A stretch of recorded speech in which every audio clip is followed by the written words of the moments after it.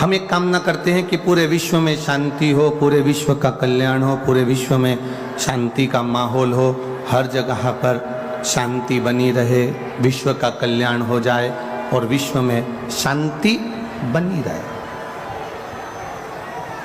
पर एक विचार करिएगा अपने भीतर, एक अनुभव अपने अंदर उतारिएगा, एक विचार अपने अंदर उतारिए। हमारे घर में 8 लोग रह रहे हैं, 7 लोग रह रहे हैं, 6 लोग रह रहे हैं, 4 लोग रह रहे हैं। हमारे भीतर हम कमा खूब रहे हैं, हम संपदा लाभी बहुत रहे हैं, 2-2 3-3 दुकानें हम चला रहे हैं, 2-2 4-4 व्यापार कर रहे हैं, बिजनेस कर रहे हैं या नौकरी कर रहे हैं, तो नौकरी के बाद भी हम साइड का कोई बिजनेस कर रहे हैं, कमा रहे हैं। पर हमारे भीतर वो शांति क्यों नहीं है? हमारे भीतर वो सुख का अनुभव क्यों नहीं है?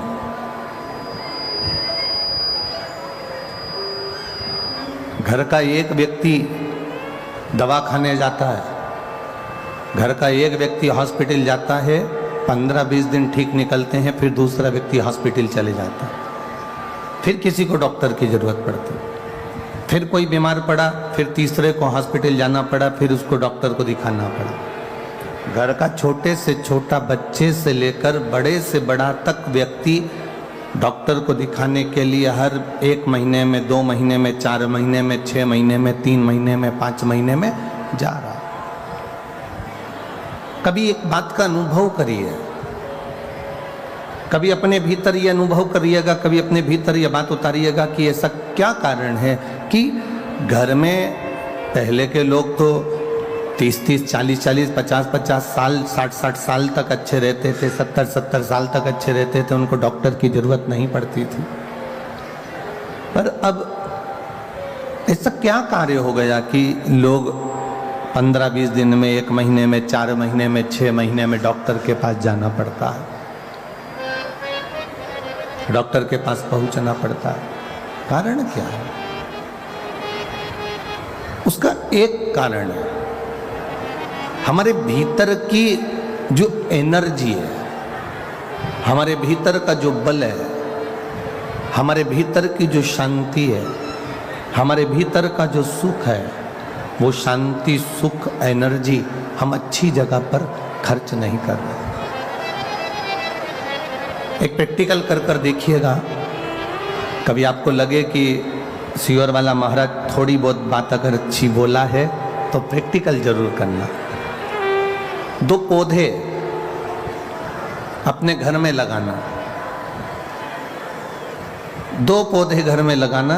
एक पौधे में पानी देना तो कुड़ के देना, बस मेरे को ही पानी देना है, मैं ही करूं ये सारा काम और कोई नहीं कर सकता, और मैं क्या फालतू बैठी हूं जो पेड़ पौधे में पानी देती रहूं। कुड़ के एक पौधे में पानी देना, और दूसरे पौधे में पानी देना तो बड़े प्यार से देना, कितना अच्छा पौधा है, जब बड़ा हो जाएगा ना तो इसमें फूल आ जाएंगे, बड़ा अच्छा लगेगा। दूसरे पौधे में जब पानी देना तो प्रसन्नता में देना, एक स्नेह के साथ, एक प्यार के साथ, एक प्रेम के साथ दूसरे पौधे में पानी दीजिए। एक पौधे में पानी देना तो थोड़ा कुड़ कर, थोड़ा क्रोध कर कर, थोड़ा गुस्सा कर कर, थोड़ा चिड़चिड़ कर कर, और दूसरे पौधे में पानी देना तो थोड़ा प्रेम रखकर, थोड़ा स्नेह रखकर, थोड़ी वात्सल्यता, थोड़ी करुणता रखकर। एक पौधे में अगर हम पानी दे रहे हैं, एक पौधे में अगर हम पानी दें तो थोड़ा चिढ़ कर दे रहे हैं, एक पौधे में हम पानी दे रहे हैं तो थोड़ा कुड़ कर दे रहे हैं, एक पौधे में हम पानी दे रहे हैं तो थोड़ा क्रोध कर दे रहा है, और दूसरे पौधे में हम पानी दे रहे हैं तो प्रेम से दे रहा है, दूसरे पौधे में हम पानी दे रहे हैं तो वात्सल्यता से दे रहे हैं। अब थोड़ा समय निकलने दो, 1 महीना, 2 महीना, 3 महीना, 4 महीना, 5 महीना जब निकलेगा तो निकलने के बाद आप अनुभव करेंगे कि जिस पौधे से आपने प्रेम किया है, जिस पौधे से आपने स्नेह किया है, जिस पौधे से आपने वात्सल्यता की है, जिस पौधे से आपने स्नेह रखकर उसमें पानी दिया है, वो पौधा बड़ी जल्दी पनपता है, वो पौधा बड़ी जल्दी फूलता है, वो पौधा बड़ी जल्दी तैयार होता है। और जिस पौधे पर आपने चिड़ कर, क्रोध कर, गुस्सा कर उस पौधे में पानी दिया है वो पौधा इतनी जल्दी वृद्धि नहीं कर पाता है, वो बढ़ नहीं पाता है। ये हमारा अनुभव है। अब घर में सारा सुख है, वो कहते हैं ना, घर में सोफा सेट है, हीरे का सेट है, चांदी का सेट है, डिनर सेट है, ड्राइंग सेट है, बस आदमी अपसेट है, बाकी का सब कुछ है। अब जरा विचार करिए कि ये सब कुछ, ये सब कुछ आनंद, ये सारा सुख, आपके घर में दुकान भी है, व्यापार भी है, व्यवसाय भी है, सब कुछ है, आपके घर में सब कुछ भरा पड़ा हुआ है, पर उसके बाद भी घर में शांति नहीं है, घर में रत्ती भर भी एक सुख नहीं है, घर के अंदर थोड़ा बहुत भी आनंद की अनुभूति नहीं है। कारण क्या है? क्या कारण हो सकता है ऐसा? ऐसा कारण है क्या?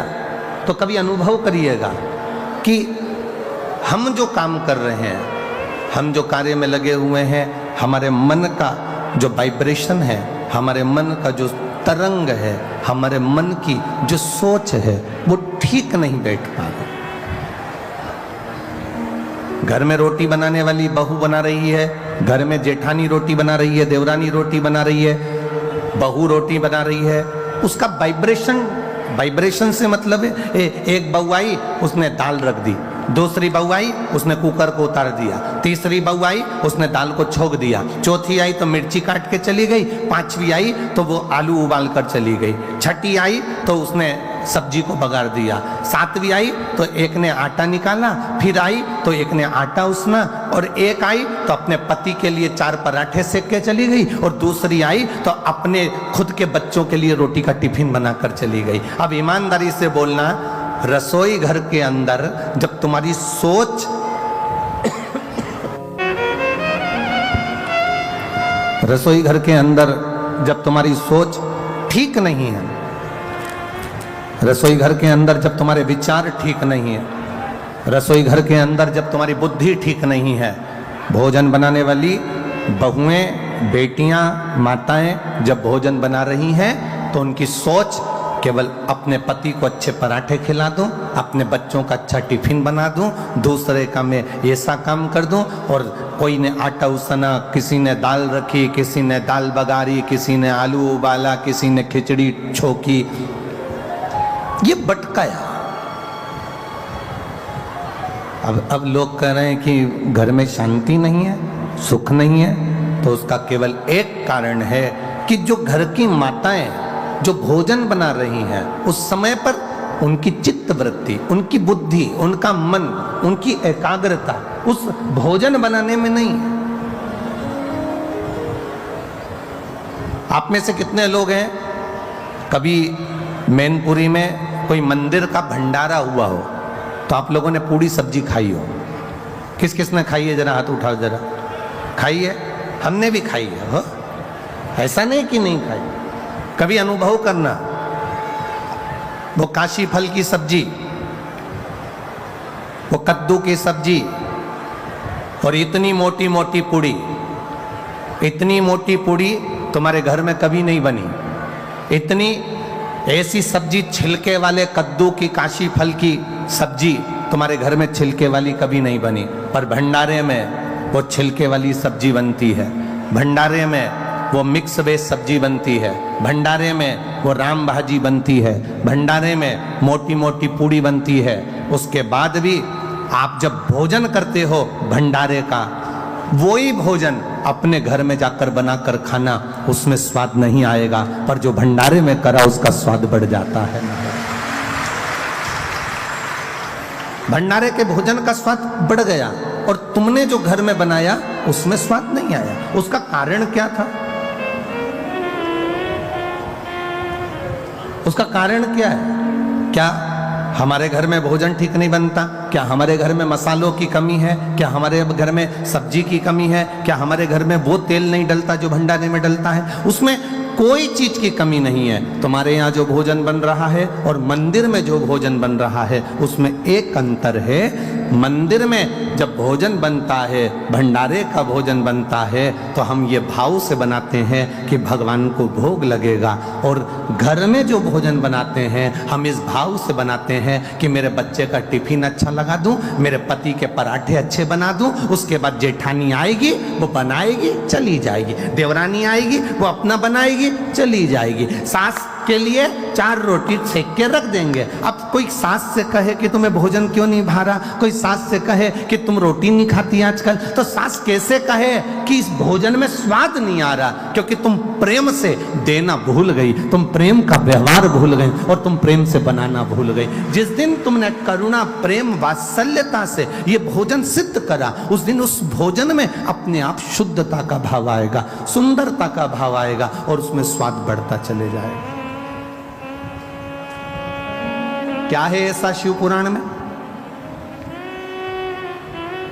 दुनिया के लोग ये इतनी तेज कड़कड़ाती हुई धूप पड़ रही है, गर्मी पड़ रही है, लोगों को देखो अपने अपने घर से छाता लेकर आए हैं, चादर का टुकड़ा लेकर आए हैं, कोई कोई पन्नी लगा कर बैठा हुआ है, भोजनशाला का टेंट भरा पड़ा है, उसके पास में एक टेंट और लगाया वो भरा पड़ा हुआ, पूरे ग्राउंड में कहीं जगह नहीं है, और जितने लोग ग्राउंड में हैं उतने रोड की जो दुकानें भरी पड़ी हुई हैं, उस दुकानों के अंदर कहीं ना कहीं पेड़ों की छांव में जहां जहां जगह मिल रही है लोग बैठे हुए हैं। क्या है शिव पुराण में? शंकर की कथा में ऐसा क्या तत्व है? शिव की कथा में ऐसा क्या रस तत्व है?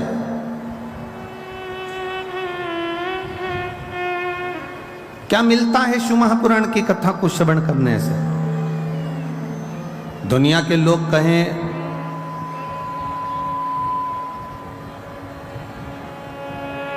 कि भगवान शंकर के पास में कुबेर का खजाना है,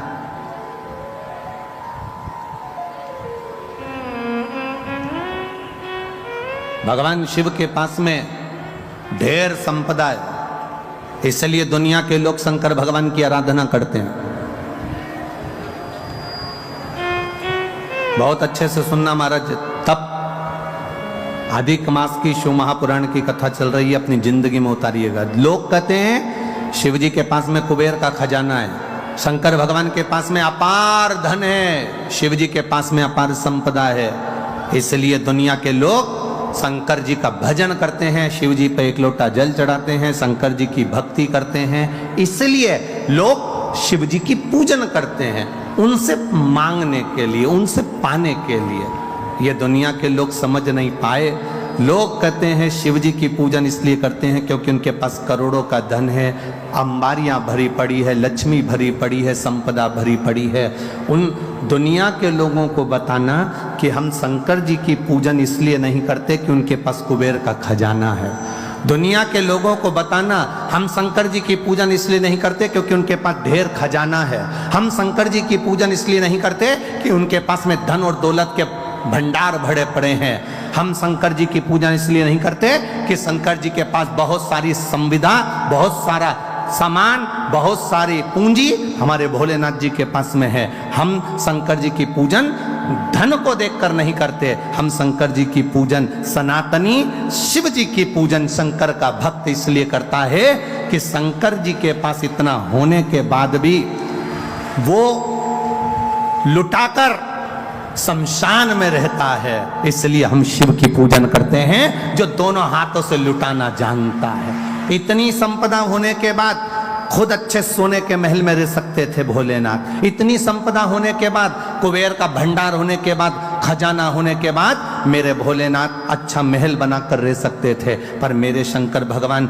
ना महल बनाकर रहते हैं, ना बहुत बड़ी अटारी बनाकर रहते हैं। मेरे भोलेनाथ तो शमशान का निवास कैलाश के शिखर पर अलमस्त होकर बैठे रहते हैं, क्योंकि हम शिवजी की पूजन उनके खजाने को देखकर नहीं करते, हम शिवजी की पूजन इसलिए करते हैं कि खजाना होने के बाद भी उनके जैसा लुटाने वाला दुनिया में कोई नहीं होगा, इसलिए शिव की आराधना करते।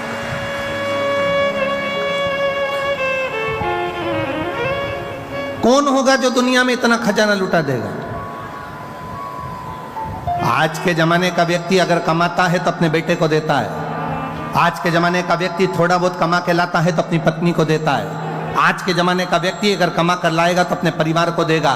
पर मेरा ओघड़दानी, मेरा त्रिकालदर्शी, मेरा कैलाशी, मेरा अविनाशी, मेरा शंभु, मेरा शंकर अपने पास कुछ नहीं रखता।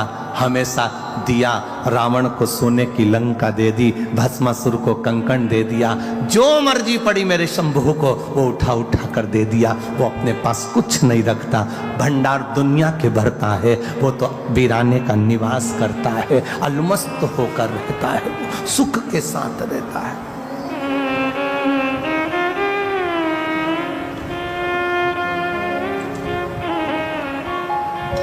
कई लोग कहते हैं गुरुजी आपकी कथा में लोग इसलिए पहुंचते होंगे क्योंकि दुनिया में सब लोग दुखी हैं। जिनको दुख होगा वो आपकी कथा में पहुंचते हैं। यहां शिव महापुराण की कथा कहती है इतने बड़े बड़े पंडाल भरे पड़े हुए हैं, ये पंडाल भी पूरा भरा पड़ा हुआ, ये पंडाल भी भरा पड़ा है, ये पंडाल भी भरा पड़ा है, सामने का भोजन पंडाल भरा पड़ा है, उसके पास में एक पंडाल और लगा वो भरा पड़ा है। और ग्राउंड में जितने बैठे हैं इनसे पूछना क्या इनको दुख है, इनसे पूछना क्या इनको तकलीफ है। ध्यान देना, जिसके घुटने में तकलीफ होती ना वो गाड़ी तो वहां छूट गई, पैदल पैदल चलकर धक्के खाते खाते 1 किलोमीटर आधा किलोमीटर तक यहां नहीं आते। ना तो इनको कोई शरीर में कष्ट है और ना इनके धन की कमी है, संपदा की भी कोई कमी नहीं है इनके यहाँ। तुम ये मत सोचना कि हम एक बिस्कुट का पैकेट दे रहे हैं या हम इनको पानी का पाउच दे रहे हैं या हम इनको पानी की बोतल दे रहे हैं, ये बेचारे गरीब होंगे या साधारण। ना ना ना ना, शंकर का भक्त, शिव का उपासक दुनिया में कभी गरीब नहीं होता। जिसके पास शिव है वो दुनिया का सबसे बड़ा सेठ है, वो दुनिया का सबसे बड़ा करोड़पति है। जिसके पास में शंकर रूपी रत्न भरा पड़ा है, जिसके पास में एक लोटा जल जिसके हाथ में है, समझ लेना उसके पास करोड़ों की दौलत उसके हाथ में है। वो कभी जिंदगी में गरीब नहीं हो सकता। वो आनंदित होता है, वो सुखमय होता है, वो आनंद की राशि होता है। उसमें शिव तत्व की प्राप्ति होती है।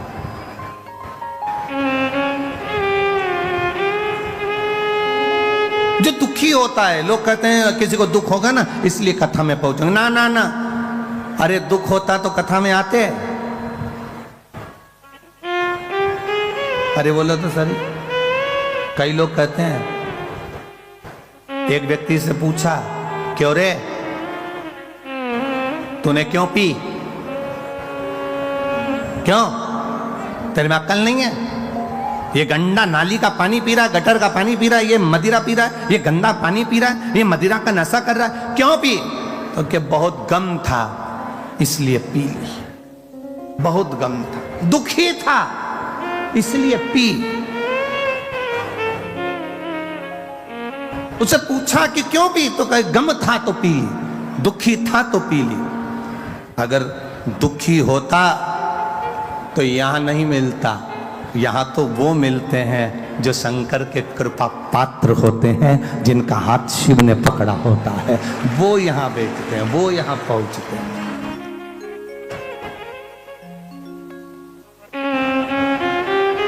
वो शिव तत्व है, अवघड़ी है। तेरी कृपा बिना न हिले एक भी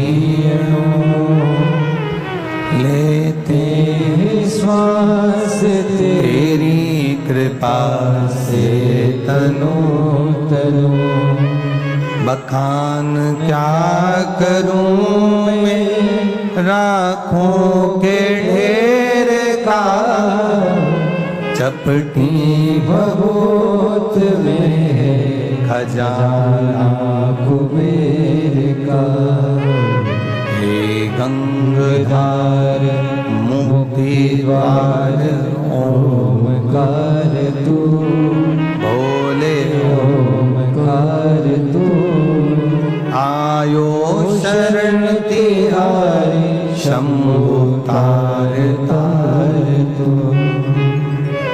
हम करें शिव की आराधना, हम करें भगवान शंकर का भजन, हम करें भगवान शिव की भक्ति, हम करें भगवान शंकर का गुणगान, हम करें भगवान शिव का स्मरण, और वो शिव भक्ति, वो शंकर भगवान का गुणगान, वो भगवान शंकर की अविरल भक्ति हमारे जीवन को सुख प्रदान करने वाले हैं। हमारे शिव की भक्ति हमारे जीवन को आनंदता प्रदान करने वाली है। आप करो।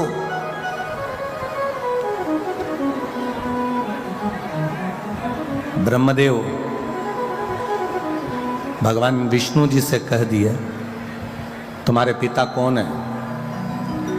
भगवान नारायण ने कह दिया, मेरे पिता स्वयं देवादिदेव महादेव है।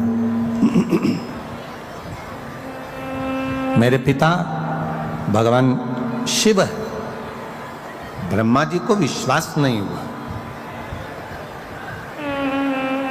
ब्रह्मा जी को विश्वास नहीं हुआ। क्या नारायण के पिता शिव होंगे? एक बहू को सास बार बार समझाती है, हमारी सास ने हमको ऐसा किया, हमारे सास ने ऐसा किया, हमारी सास ने ऐसा किया, हमारे सास ने ऐसा किया, हमें ये तकलीफ आई, हमें ये तकलीफ आई, हमारी सास ने हमारी जिंदगी में ऐसा किया। एक सास अपनी बहू को समझाती है कि हमने ऐसा ऐसा दुख अपने जीवन में देखा है।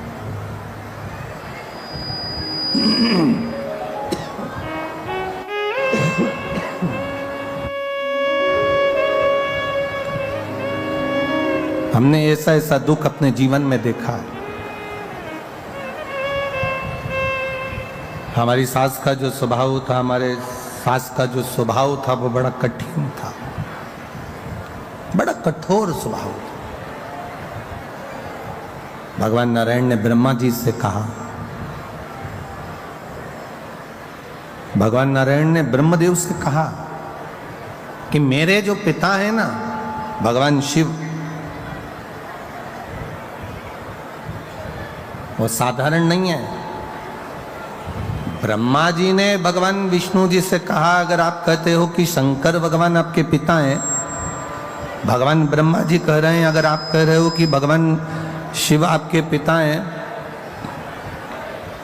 भगवान देवादिदेव महादेव आपके पिता हैं, तो ये तो बड़ी आश्चर्य की बात है,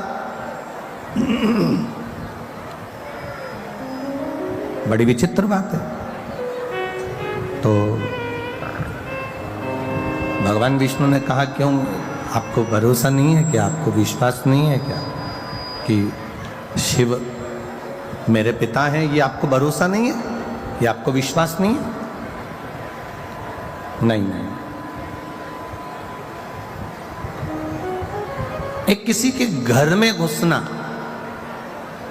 और एक किसी के दिल में घुसना, एक घर में प्रवेश करना और एक हृदय में प्रवेश करना बड़ा कठिन है।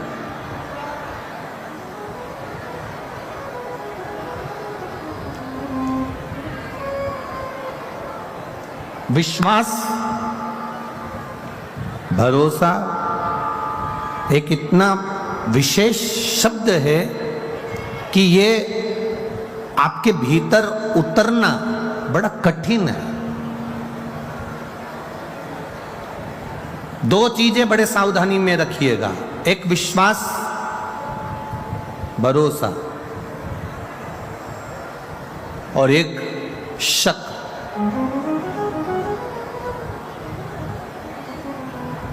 ये दो चीजें बड़ी ध्यान रखने वाली बात है।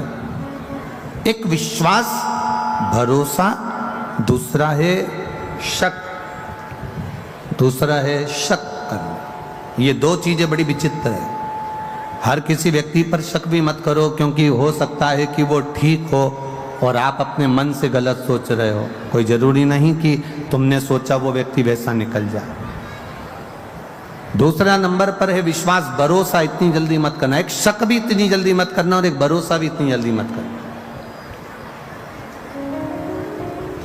कोई तुमसे मीठी बात करे, बहुत प्रेम की बात करे, और तुम एकदम विचार कर लो कि यही पूरा, इस पे पूरा भरोसा, इस पे पूरा आपका दृढ़ता है। ना ना ना ना, शिव महापुराण की कथा कहती है, दो चीजें थोड़ा सा कंट्रोल रखकर चलें, एक शक पर और एक विश्वास पर।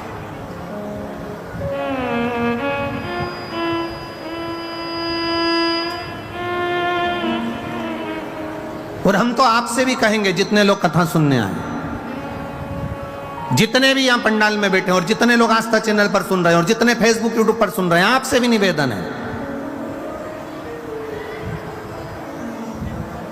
आपका विश्वास शिव के प्रति हो, आपका विश्वास भगवान की कथा के प्रति हो, आपकी दृढ़ता परमात्मा के प्रति हो, तो आप कथा में जाओ। और आपका अगर विश्वास नहीं है, आपका भरोसा नहीं है, आपकी दृढ़ता नहीं है, तो आपको कथा में जाने की जरूरत नहीं। अपने घर पर रहो, 4 रोटी ज्यादा खाओ, आराम से टीवी देखो और सो। विश्वास हो तो परमात्मा है, और विश्वास नहीं तो परमात्मा भी नहीं है। यह भरोसे से परमात्मा की प्राप्ति।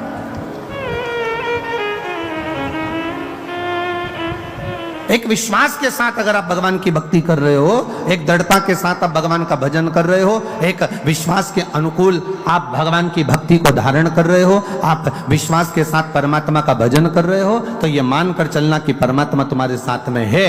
और अगर विश्वास नहीं है, भरोसा नहीं है, दृढ़ता नहीं है, तो गए। सती मैया का भोलेनाथ जी पर विश्वास डिग नहीं पाया, सती मैया का भोलेनाथ जी पर भरोसा पूर्ण नहीं हो पाया। सती जी ने शंकर भगवान से कह दिया, आप कह रहे हो कि ये राम है, आप कह रहे हो कि ये परमात्मा है, और ये तो अपनी पत्नी के लिए रो रहा है। अगर ये अपनी पत्नी के लिए रो रहे हैं तो ये परमात्मा नहीं हो सकते। ये माता सती भगवान देवादिदेव महादेव से कर रही है, जिनके साथ रह रही हैं, जिनके सम्मुख हैं, उसके बाद भी उनका विश्वास, उनकी दृढ़ता, उनका भरोसा पक्का नहीं हो पाया। और उन्होंने कह दिया कि ये परमात्मा नहीं हो सकते। तो भगवान ने कह दिया, जाके परीक्षा लेकर आ जाओ, जाओ जाकर परीक्षा ले लो। और सती मैया परीक्षा लेने के लिए गई। सती माता परीक्षा लेने के लिए जब गई, सीता जी का रूप रखकर उन्होंने परीक्षा ली, और भोलेनाथ जी को यह ठीक नहीं लगा, विश्वास टूट गया।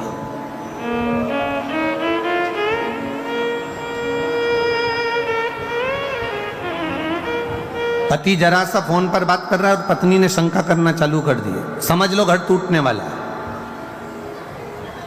पत्नी फोन पर बात कर रही है और पति ने शंका कर ली, समझ लो घर टूटने वाला है। बहू थोड़ी देर, छोटी बहू थोड़ी देर सास के पास बैठी तो बड़ी को शंका लगी, तो घर टूटने वाला। किस शंका में हम जिंदगी जी रहे हैं? अरे भाई, शिव कथा कहती है, अब सौंप दिया इस जीवन का सब भार तुम्हारे हाथों में है, हार तुम्हारे हाथों में और जीत तुम्हारे हाथों में। आपने अगर भरोसा करा है तो परमात्मा तुम्हारे साथ कदम से कदम मिलाकर चल रहा है। अगर तुम्हारा विश्वास दृढ़ है तो परमात्मा तुम्हारे साथ चल रहा है। एक विश्वास और एक शंका, एक शक, ये 2 चीजें बड़ी सावधानी की है। विश्वास भी सावधानी का है और शक भी सावधानी का।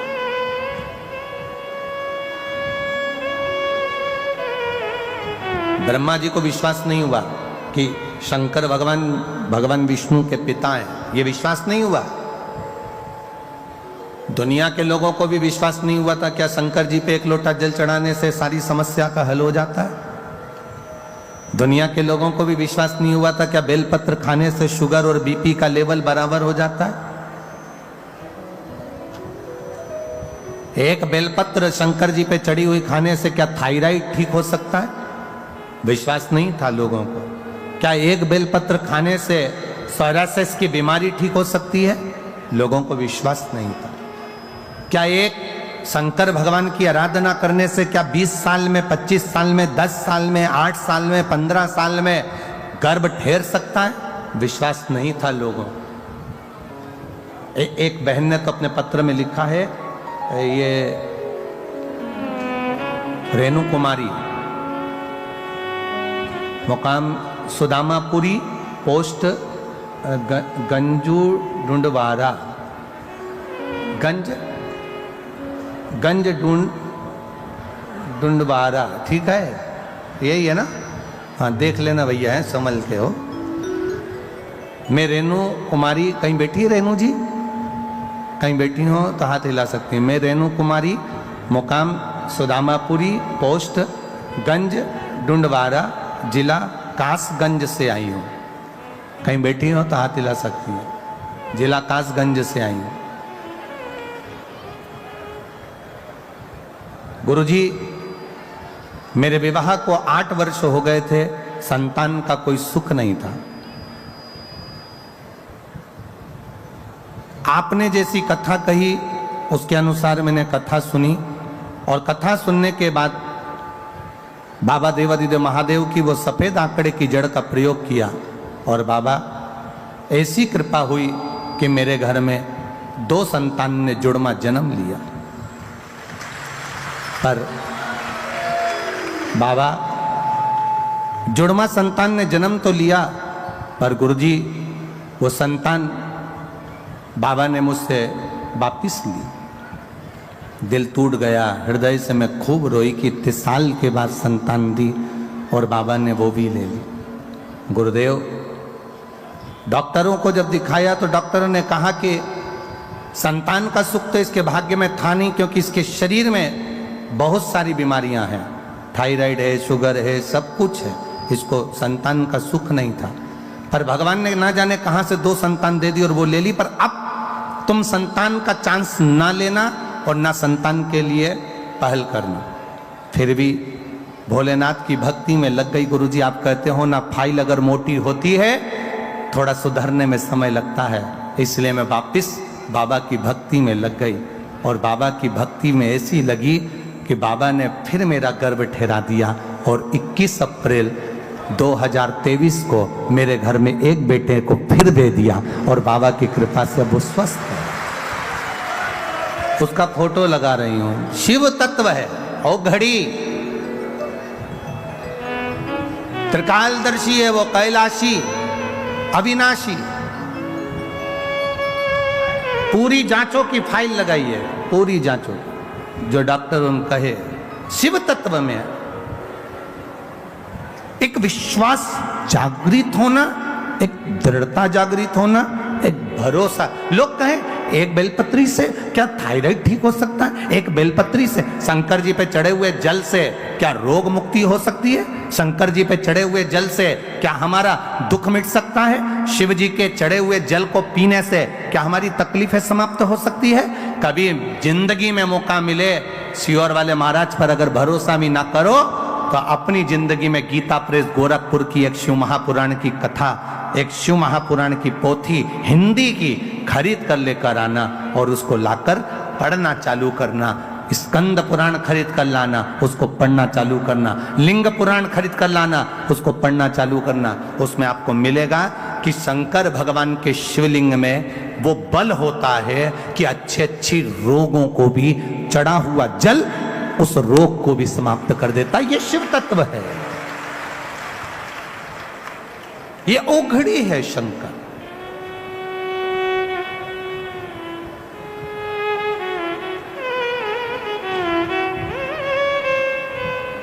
ये आप लोग सुनने बैठे हो कथा, बहुत देखिए, बहुत मैनपुरी वालों बड़े बड़े भाव से आप लोग कथा करवा रहे हो और बड़े भाव से आप अधिक मास के महीने में सुन रहे हो। एक विचार करिएगा कि किसी का मन कथा में लग भी जाएगा और कोई ऐसा होगा जिसका मन कथा में नहीं भी लगेगा। जिसका नहीं भी लगा ना, उसको भी दुख मनाने की जरूरत नहीं है। ये सोच लेना कि उसके दरवाजे तक पहुंच गए ना तो वो तुम्हारे दरवाजे तक पहुंच ही जाएगा। ये इतना अनुभव जरूर रखना।